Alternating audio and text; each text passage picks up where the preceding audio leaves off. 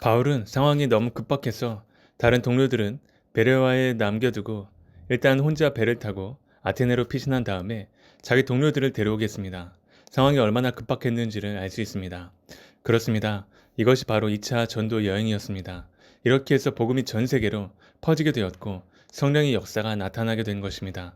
복음을 전한다는 것은 신나고 훌륭하고 감격스러운 일입니다. 그러나 동시에 대가를 치러야 하는 일입니다.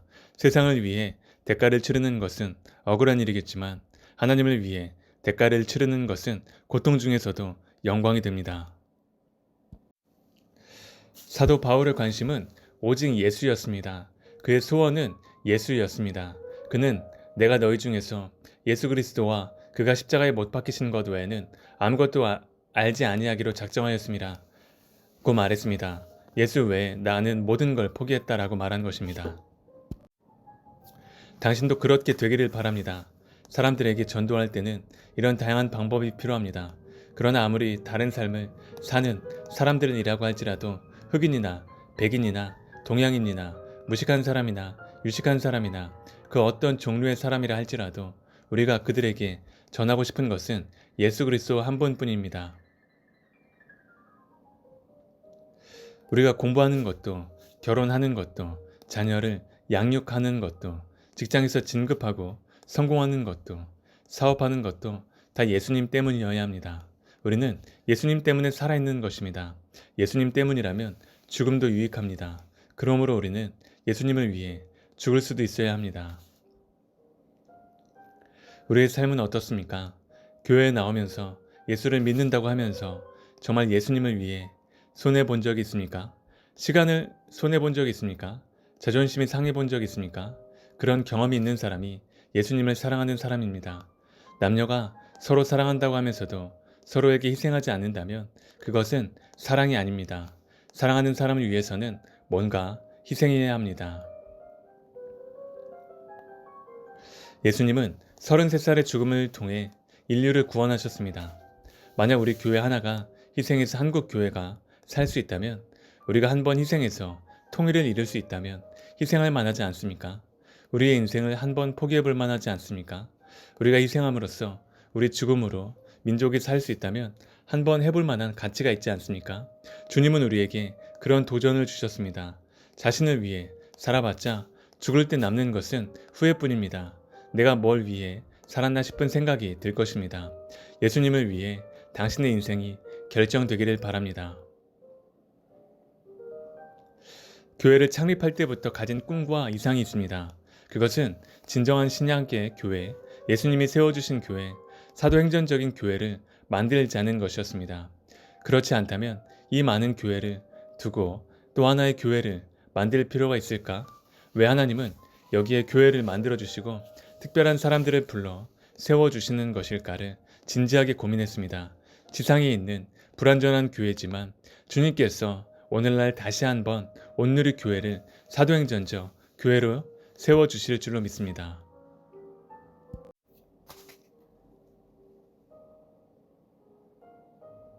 사도행전적 교회라면 앞에서 언급한 세 가지 리더십을 갖추어야 합니다. 주님의 약속과 명령대로 순종하고 실천하지 않으면 교회도 부패할 가능성이 있습니다. 샘물은 자꾸 퍼서 사람들에게 나누어 주어야 합니다. 그래야 샘물이 또 나오는 법입니다. 이렇게 많은 수의 성도가 한 곳에만 머물러 있다면 부패하고 말 것입니다.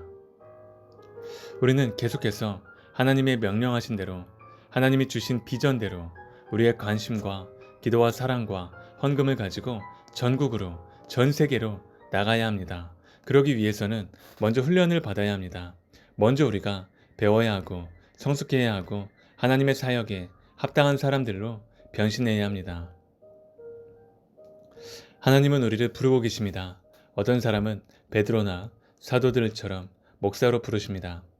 그런 사람은 지체하지 말고 빨리 신학교로 가기를 바랍니다. 목회자들 중에 목사가 되지 않았으면 좋았을 사람이 많습니다. 반면에 꼭 목사가 되어야 할 사람들도 있습니다. 부름이 계속 주어지는데 응답하지 않는 사람들은 평생 마음고생을 합니다. 그런 사람들은 지체하지 말고 그 길로 가기를 바랍니다. 하나님은 또 어떤 사람들을 선교사로 부르십니까? 너는 이방인을 위하여 택한 나의 그릇이다 라고 부르시며 어떤 민족을 위해 그 사람을 선택하십니다. 태어나기 전부터 하나님이 어느 민족을 위해 그 사람을 선택해서 너는 그 민족을 위하여 가라 그 부름을 주신 사람들이 있습니다. 그 사람들은 지체하지 말고 가야 합니다. 또 어떤 사람은 평신도로서 세상에서 자신의 직업을 가지고 헌신하며 살도록 부르심을 받습니다. 바로 이런 사람들이 스데반과 빌립 같은 집사에 해당하는 경우로 삶의 현장에서 주님을 위해 살도록 부르심을 받았습니다. 그 어떤 경우든 공통점이 하나 있는데 예외 없이 모든 그리스도인은 부르심을 받았다는 사실입니다. 한 사람도 예외가 없습니다. 그리스도인이 되었는데도 부르심이 없다는 것은 거짓말입니다. 모든 사람에게는 부르심과 사명이 있습니다. 부르심과 사명이란 무엇입니까? 그것은 하나입니다. 전 세계를 변화시키기 위한 부르심입니다. 모든 백성에게, 모든 족속에게, 모든 열방에게 예수 그리스도를 믿게 하기 위해 어떤 사람은 목사로, 어떤 사람은 선교사로, 어떤 사람은 평신도로서 직업을 통하여, 생활을 통하여 사명을 감당하도록 부르신 것입니다. 여기에 우리 교회가 응답해야 하고 우리가 응답을 해야 합니다. 사도 바울은 예수님에게 관심이 있었고 우리는 하드웨어에 관심이 있습니다. 우리는 자칫 잘못하면 건물의 노예, 조직의 노예, 제도의 노예가 될 수 있습니다. 이것이 오늘날 현대 교회가 가진 치명적인 약점입니다. 그것으로 모든 것이 된다고 생각하는 것입니다. 큰 교회가 큰일을 하는 것이 아닙니다. 복음을 가진 교회가 큰일을 합니다. 예수 그리스도를 모신 교회가 영향력을 미치는 것입니다. 색방에서도 큰일을 이룰 수 있습니다. 감옥에서도 일을 할 수 있습니다. 이것이 현대 교회가 겸허하게 받아들여야 할 교훈입니다.